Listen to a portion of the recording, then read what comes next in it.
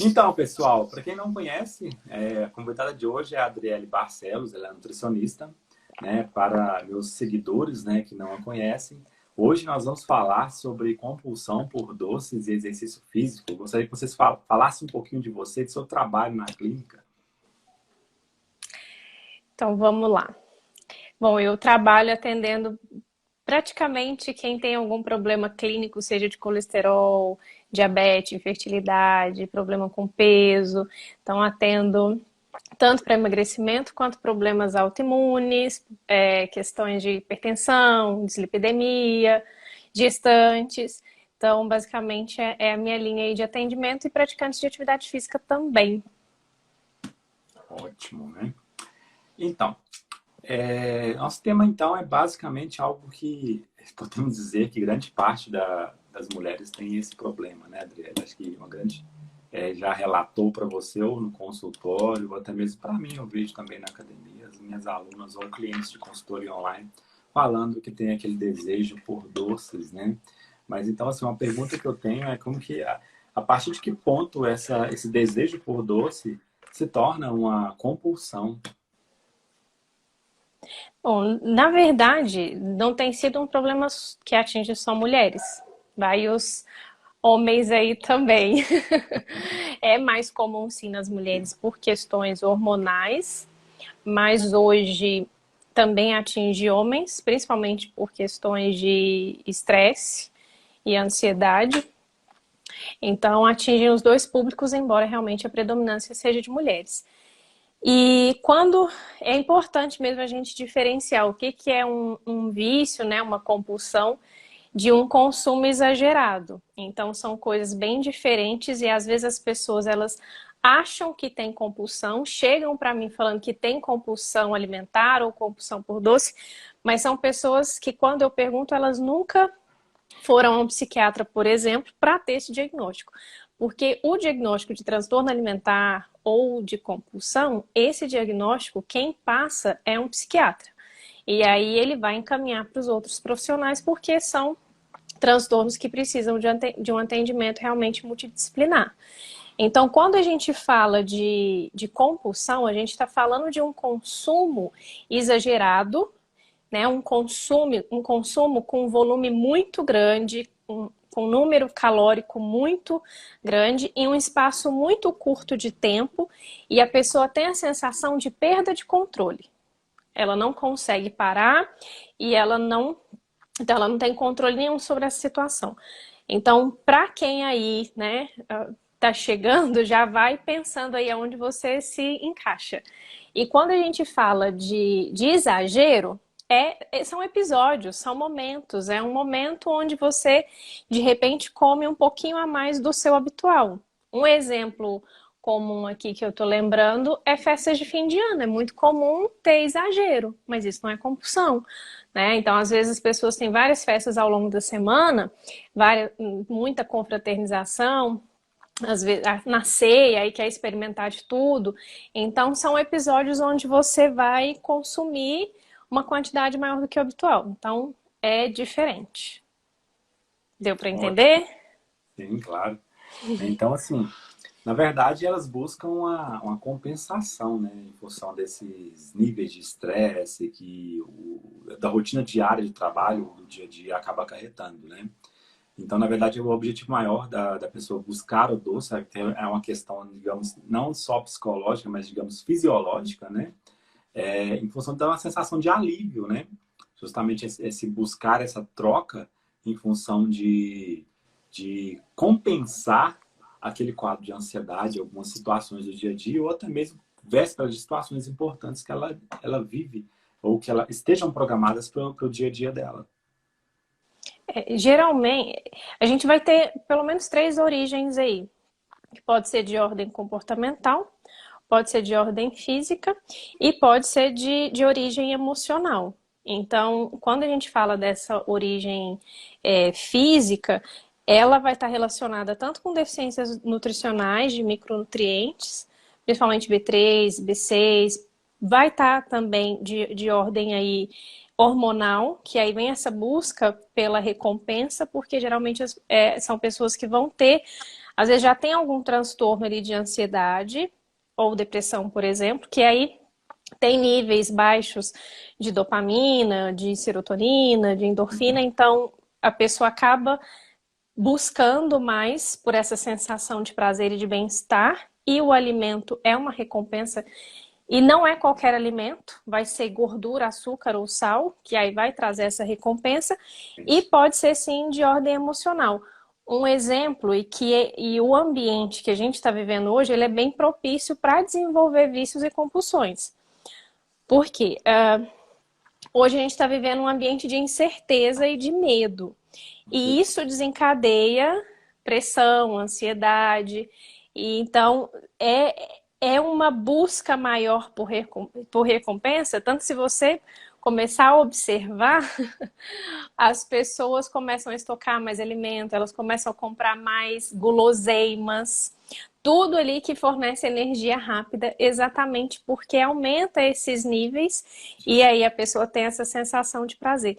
Então é muito perigoso porque está tudo interligado. Então uma coisa puxa a outra e aí a gente aí vira um emaranhado, uma cascata terrível. Então tem que entender qual que é a origem de cada caso para poder tratar corretamente, mas todos esses três vai estar interligado, porque uma coisa vai puxando a outra, bem complexo.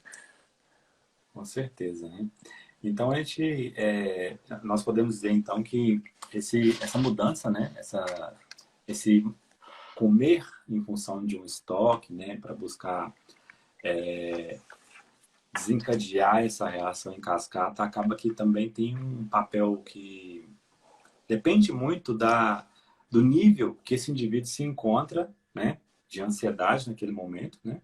Ou até mesmo do nível, digamos, de sedentarismo também pode ser um fator que poderia complicar, aumentar, na verdade, essa vontade por Com doce. certeza. Vontade por doces, E justamente. se a pessoa sai do sedentarismo, ela vai ter melhora desses níveis hormonais e vai auxiliar no tratamento. Perfeito. Então é uma chave aí, sim, que se for virada vai contribuir muito. Que aí a pessoa não vai ter tanta mudança só via alimentação, né? Como estratégia. Ela vai ter outras formas de fazer com que esses hormônios voltem a ser regulados. Justamente. E eu tenho uma pergunta, já anotei aqui, que uma aluna minha fez, né? Ela treina comigo online, perguntou justamente quais estratégias que ela poderia utilizar, né? Que essa parte, excluindo essa parte do exercício físico, para tentar diminuir essa vontade que ela sente por comer doces. Lucas, primeiro ponto é entender por que ela está com essa avidez por doces. Então, eu não sei se ela está assistindo a live. Eu preparei aqui alguns tópicos que eu posso estar abordando e aí ela pode ver aonde que ela se encaixa, né? Porque se a gente não souber a causa, não adianta só dicas, porque a pessoa não vai tratar a raiz do problema. Então, por que que ela tem essa avidez por doce? Aonde está o problema? Mas eu diria que o ponto principal para quem tem avidez por... Aí não entra... Quando eu falo doces, entra aí também os carboidratos simples, de farinha branca, os carboidratos refinados. Então, bolo, rosca, biscoitos, bolachinhas, bolacha recheada entraria aí. Para realmente ela poder ir no pão direto. Mas então o principal seria ela passar por um detox desses alimentos. É a exclusão total mesmo. Porque, igual eu falei, uma coisa vai puxando a outra. Entendeu? Mas acho que a gente pode ir abordando esses tópicos e aí ela vê aonde ela se encaixa para ela ver qual dica. Mas eu separei aqui. Se quiser, a gente já pode ir direto para esse ponto. Acho que uns 7 ou 8 passos aí que as pessoas precisam colocar em prática para realmente se livrar do vício por doces. Sim. Não, perfeito. Depois eu abordo essa questão que envolve o exercício, né? Alguns tipos e intensidades que vão proporcionar uma melhoria, né? E auxiliar o tratamento. Né? Tá. Você quer que eu vou direto, então, nesse ponto, Depois do que as aborda a pessoas questão do podem fazer? exercício. Sim. Tá, então deixa vou procurar, e às vezes eu falo demais, né? Deixa eu procurar ser Não, bem breve. Eu coloquei aqui que três pontos que as pessoas precisam levar em consideração para saber se ela realmente tem esse desejo ávido por doces. Eu separei três perguntas aqui, deixa eu ver se eu consigo. Não, não abri elas. Peraí. Não abri elas, mas vou ver se eu lembro de pelo menos duas. Se essa pessoa não consegue passar um dia sem comer doce ou algum produto industrializado, tipo bolacha ou bolo, ou se essa pessoa está procurando perder gordura abdominal, mas não tem sucesso, se essa pessoa tem muita oscilação de humor, hora irritada, hora deprimida, ou se essa pessoa percebe que não tem muito foco, são pessoas que geralmente já têm algum tipo de vício aí por açúcar, compulsão por açúcar. Então, se você se enquadra nessas questões, você precisaria seguir realmente esses passos. E aí, o que a gente tem que ter consciência hoje, que a gente já tem uma base muito sólida dentro da ciência, para afirmar que esses alimentos, esse combo principalmente, aí eu não falo só do açúcar, mas também a gordura e o sal, eles levam a alterações no sistema nervoso central, não só no nosso sistema nervoso central, onde vai estar alterando trazendo mais avidez, mas também no nosso sistema gastrointestinal, alterando ali questões de apetite, de saciedade, ação desses hormônios relacionados. Então, esse tipo de hábito, né, esse tipo de vício, vai fazer com que as pessoas comam, mesmo sem ter fome, tá? E aí vai virando esse ciclo vicioso. Outro ponto aí eu falo principalmente para quem pretende engravidar, para quem já está gestante, é que quando a gente passa a consumir esse tipo de alimento com uma frequência muito grande, realmente com esse descontrole, além desses efeitos, né, que eu falei, ainda tem uma mudança da neuroanatomia do nosso cérebro que passa para nossos filhos e para os nossos netos. Então, vai para gerações futuras. Então, é uma consequência que eu não estou...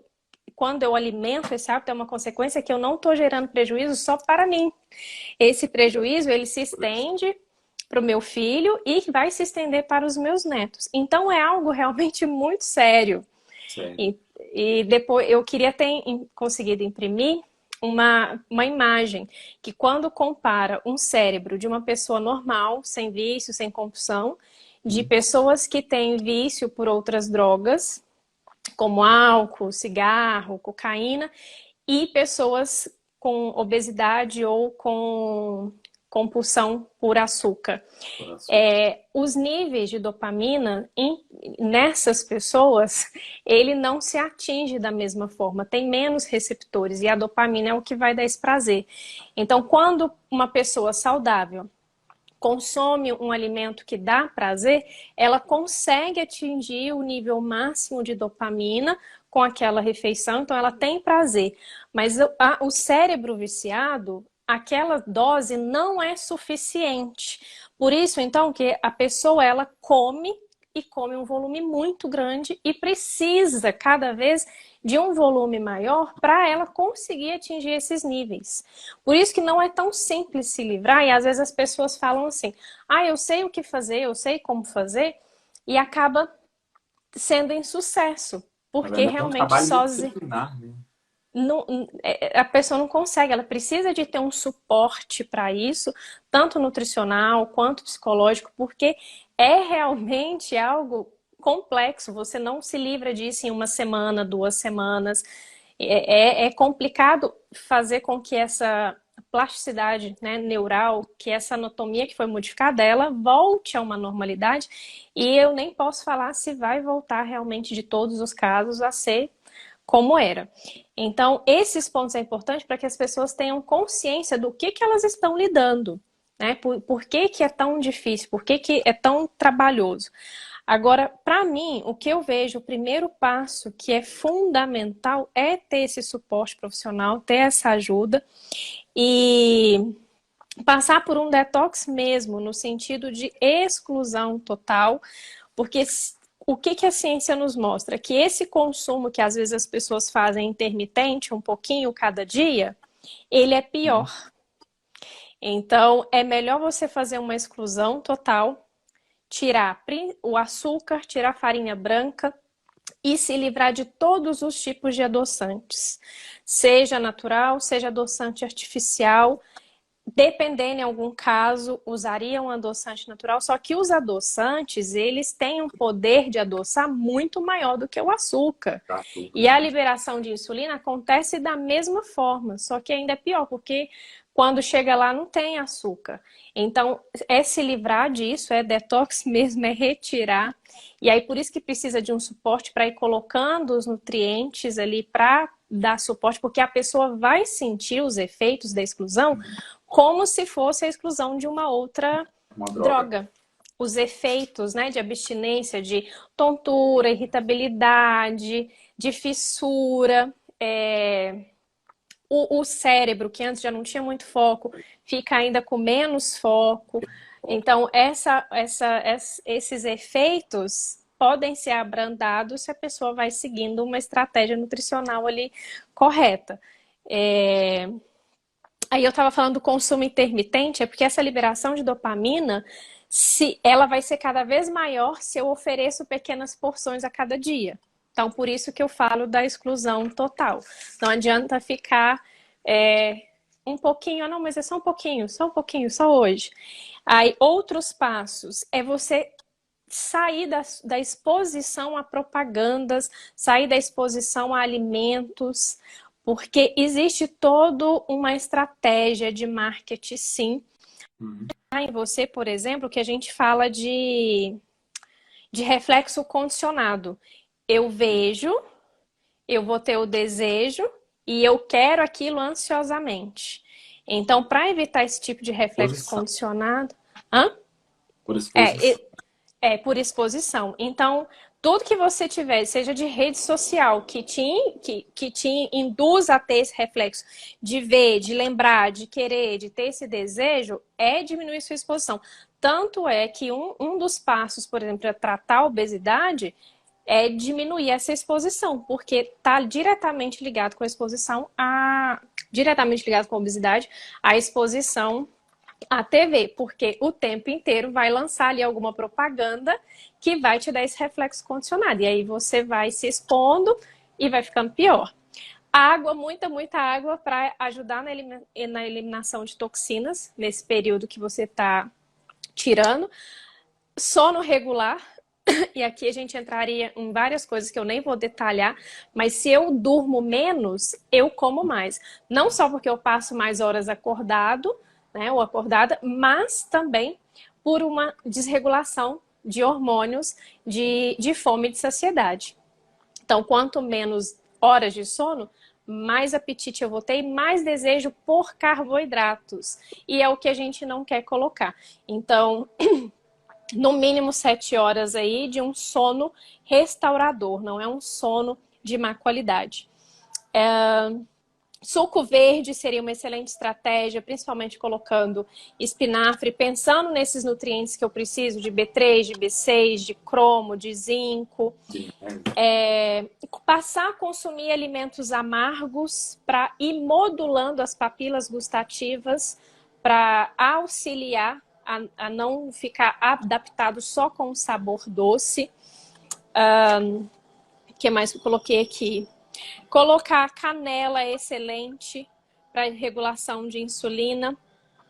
E aí, outro ponto, em casa fazer uma varredura, tirar da sua vista, não ter em casa refrigerante, farinha branca, o açúcar. Se você não, né, às vezes a pessoa mora com outra pessoa e ela precisa, e não tem como, as pessoas compram e levam, ela pelo menos às vezes colocar isso fora do campo de visão dela. Mas se você tem esse poder de escolha de não comprar, é não ter em casa mesmo, é não levar. Porque para ideal você é um trabalho. sair. Hã? O ideal acho que deveria ser um trabalho em conjunto, né? Se você tem mora em família, educar a família, né? Deveria, mas infelizmente essa não é a realidade. Às vezes até casais o outro não tá nem aí e continua comprando, continua levando e a outra pessoa que se vire. Infelizmente, é uma realidade triste. De fato, deveria ser uma varredura para a família, porque não faz bem para ninguém. Mas não é a realidade. E um ponto importante é a pessoa aumentar os recursos internos dela para saber lidar com emoções negativas. Porque cá entre nós, né, gente? A vida é dura, não é moleza. Então a gente tem tempos difíceis e temos situações difíceis todos os dias. Então a gente precisa mesmo de fé, de força, de coragem, mas Uhum. aumentar o nosso recurso interno para lidar com essas emoções negativas é importante. Encontrar estratégias para aprender a lidar com estresse, com aborrecimentos, enfim, para que a pessoa não tenha sempre aquele ato impulsivo de só se recompensar via alimento. E aí entra a questão da pessoa conseguir encontrar um prazer maior do que esse da açúcar, da gordura e do sal. Lembrando que não é algo tão simples, porque mesmo que seja algo prazeroso, para um cérebro viciado, naquele momento, aquilo não é nada. Não vai fazer nem cócegas no prazer que ela tinha antes. Por isso que ela tem que ter essa consciência que esses níveis vão aumentando na medida que ela vai se estimulando com outros prazeres, a ponto dela chegar num nível onde ela tem um prazer muito maior em se fazer o bem do que apenas comer por comer ali, porque está realmente por impulso. Então, esses seriam os pontos. E aí, eu tô lembrando aqui agora que teve uma pergunta, eu até anotei aqui as outras, depois se der tempo eu falo, que Uhum. me perguntou se estava ligado com deficiências nutricionais, e tá também. Então, é o que eu tinha falado de B3, B6, zinco, cromo, que são nutrientes que geralmente estão mais relacionados, além do período pré-menstrual, que tem essa desregulação. Só que nesses casos é um episódio momentâneo que é naquele período, já não é um cérebro viciado. Uhum. E tem suporte para isso, tem estratégias, tem como usar fitoterápicos, tem como usar suplementar essas vitaminas nesse período, para que a pessoa comece a ter um ciclo menstrual mais tranquilo, com menos sintomas. Aí depois, se der tempo, eu falo das outras perguntas então, Lucas. O que eu queria trazer aí alimentos, né, que são importantes as pessoas inserirem para quem está nessa luta, grão de bico, feijão, castanhas, ovos, carne e todos os vegetais verdes escuros. Se eu lembrar de mais algum, eu cito aqui depois. Levedura de cerveja é uma boa opção, que aí eu vou ter esses nutrientes que eu preciso para ir equilibrando esses níveis de serotonina, de dopamina, de triptofano. Então, é tudo isso aí. Ótimo. Então, você acabou que falou a respeito também de buscar um prazer além dessa vontade de comer, né? Aí seria, como eu posso falar em relação ao exercício, na segunda-feira abordei junto com a Renata, esse como treinar em casa, né? Que basicamente são estratégias de mudança. Ontem eu falei com o Saulo sobre o Liang Gong, né? Que é uma arte milenar, né? Oriental, que é uma terapia que envolve muitos exercícios de respiração e fortalecimento muscular localizado. Então são todos os temas, né? Que são ambos os temas têm uma relação com o papel do exercício e essa sensação de bem-estar e prazer. Mas sendo mais específico, quando digamos, liberação de dopamina, serotonina, nós temos que observar no que diz respeito à intensidade do exercício. Porque às vezes a pessoa imagina, não, eu vou fazer simplesmente uma caminhada e vai melhorar. Eu vou fazer simplesmente um exercício resistido e vai melhorar. Resistido que eu falo musculação e vai melhorar, ou funcional. Dentro do treinamento, nós temos um marcador importante para dosar, que seria dose e resposta, que seria a intensidade. E quando eu falo de intensidade, dentro do resistido, que é a musculação, eu falo em RM, ou que seria repetições máximas, na forma de dosar, ou o percentual dele. Mas o percentual do RM é algo que é muito difícil de dosar em academias, ou até mesmo no dia a dia do treinamento. Podemos dizer em repetições máximas. Então, nós podemos notar que quando os trabalhos mostram que exercícios vigorosos, né, com cargas mais altas, próximos de 70% a 80% da repetição máxima, ou próximo de 8 a 12 repetições máximas, daqui a pouco eu explico o que seria essa repetição máxima, você melhora os níveis tanto de serotonina e dopamina. Mas por que isso ocorre? Justamente por essa ação a nível do sistema nervoso central. E quando eu falo em repetições máximas, eu tenho que observar um fator importante. Que fator é esse que é importante? O indivíduo, às vezes, se subestima, tá? Subestima a capacidade de treino.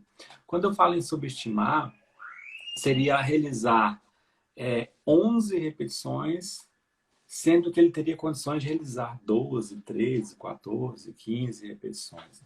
Então, nessa faixa, próximo de 8 até 12 repetições, constata-se que ela tem uma melhor resposta na liberação tanto de serotonina e dopamina, que seria um efeito concorrente à função que o açúcar promove na liberação desses neurotransmissores.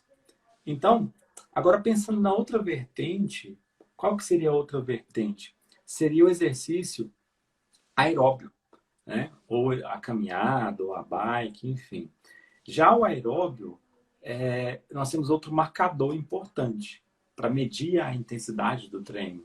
Seria a frequência cardíaca de treino. Mas como dosar isso? Nós temos o quê? Cardiofrequencímetro. Ah, mas professor, eu não tenho cardiofrequencímetro. Como eu posso fazer isso?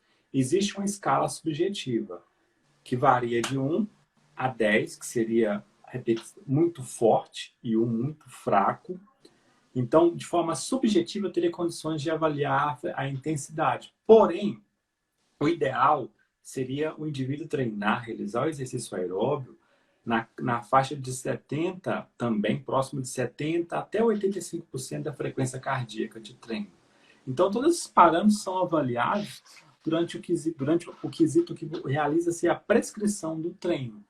Mas aí, como fazer isso nesse momento que nós estamos de quarentena? Aí é a questão chave, é muito difícil, porque grande parte, tá, Adriele, das pessoas não tem academia em casa para treinar. Tem apenas o quê? A melhor ferramenta que ele tem, o corpo. O corpo. O corpo. Como que eu posso treinar em casa, realizar 12 repetições máximas? E não realizar a 13ª repetição máxima sem anilha, sem um aparelho. Aí existe uma forma de você manipular outras variáveis. Quais variáveis são essas? Eu tenho o quê? A variável velocidade de contração, que seria o quê? Quando ele contrai o músculo e quando ele relaxa o músculo. Seria, de certa forma, você testar mesmo. Você vai testar isso em casa. Se você realiza 15 repetições de um agachamento ou de uma flexão de braço sem dificuldade, qual forma que você modifica isso? Qual que é a forma que você modifica isso sem mexer no número de repetições? Ou aumentando o tempo de contração, ou aumentando o tempo de relaxamento, ou diminuindo o tempo de descanso. São todas algumas formas que você ajusta para treinar próximo daquelas repetições máximas propostas pela literatura. Mas aí tem uma questão, né?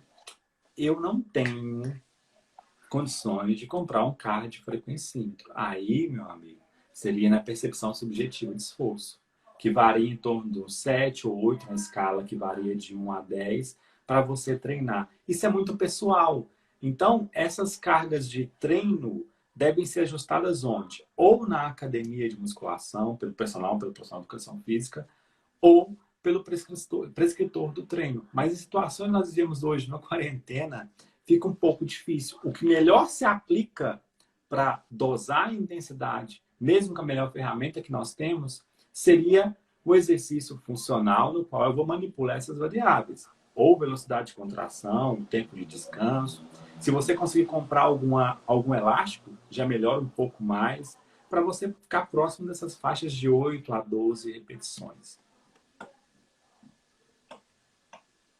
Aqui deixou aqui, ó, tem até um comentário, até acho que para nós dois. A Edna, ela deixou o seguinte: eu malho há 1 ano, ganhei condicionamento, um pouco de massa muscular. As curvas melhoraram, porém ganhei também um pochete. E as celulites aumentaram e eu como pouco doce. E aí? Eu não sei o que é pouco doce para ela, né? Às vezes o pouco doce que ela acha que tá pouco, tá sendo muito para o objetivo dela de melhora de celulite e aí da pochete. E fora que tem várias outras questões, né? Tem questão do consumo, do balanço energético total do dia, do consumo de proteína. Então, a gente não vai considerar só um ponto. Então, não tem como eu dizer aí para a Edna o motivo. Porque às vezes o pouco é o que eu tô falando, não é pouco. Um pouco. E às Ou vezes, tem outras coisas aí desreguladas. e Então, às teria que vezes o fazer uma nível de avaliação. treino dela treina há 1 ano.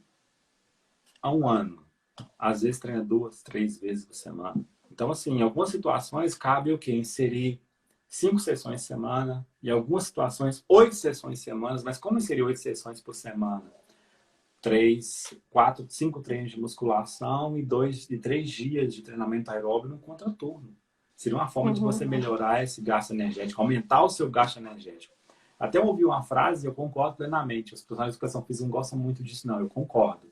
Você seca onde? Na cozinha.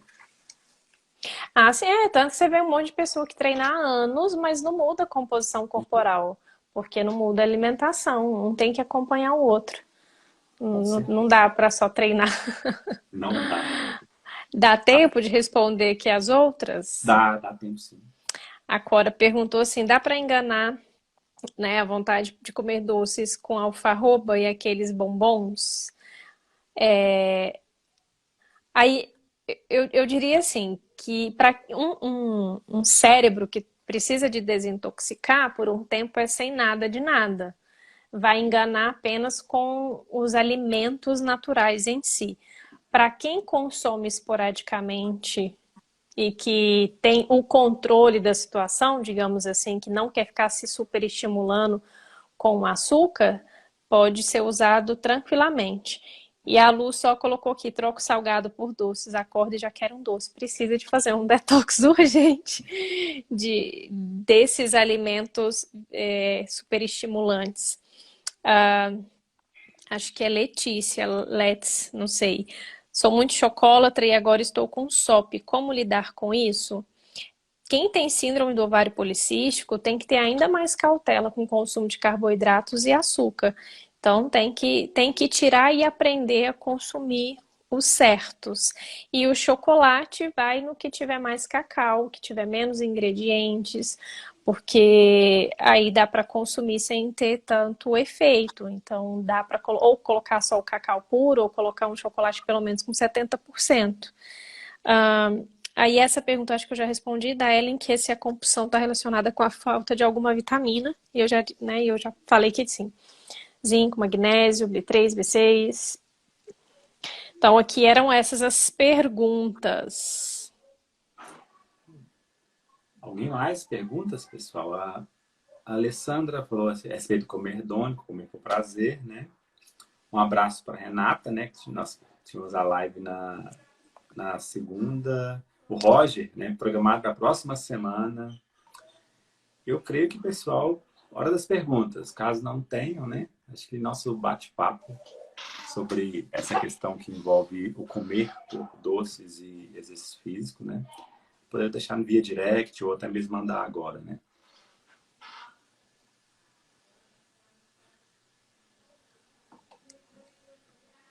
Creio que não teremos mais perguntas. Sem não. dúvidas. Tem dúvidas, pessoal?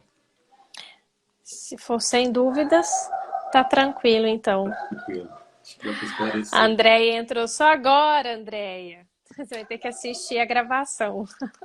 Vou deixar salvo, né? Eu tô Depois eu... achando que algumas pessoas até acharam que ia ser lá no meu perfil. Acho que elas não se atentaram que era não no sei. teu perfil. Não, mas eu Eu vou deixar acho. salvo, vou baixar e vou colocar no YouTube, Ah, tá. Então vai ficar disponível além das 24 horas. em além das 24 horas, né? Isso aí. Então tá joia. Não, acho que é só isso mesmo. Alguma dúvida, pessoal, para a gente poder dar prosseguimento, Encerrar. encerrar, né? Creio que não. Então, eu gostaria de deixar o agradecimento, né, para agradecer a Adriele por ter disponibilizado um horário para a gente poder conversar um pouco sobre essa compulsão por doces, né? Agradecer a todos os que participaram, mandaram perguntas, visualizaram a live, também compartilharam. E também amanhã, né, Adriele? Amanhã vamos Amanhã ver tem o mais. papel. Amanhã eu vou falar mais de treino, falar um pouco dessas estratégias e também falar, na verdade, muito sobre estratégia de como manter a massa muscular treinando em casa. E a Adriele vai falar a respeito de alguns aspectos para complementar no que diz respeito a esse treino em casa, porque eu não consigo visualizar treinamento separado da alimentação. Então amanhã às 19 horas, estamos Às junto de 19 horas. novo. Isso aí. Hã? Às Isso aí. 19, né? Às É, né? 19 horas. 19 Isso aí. horas.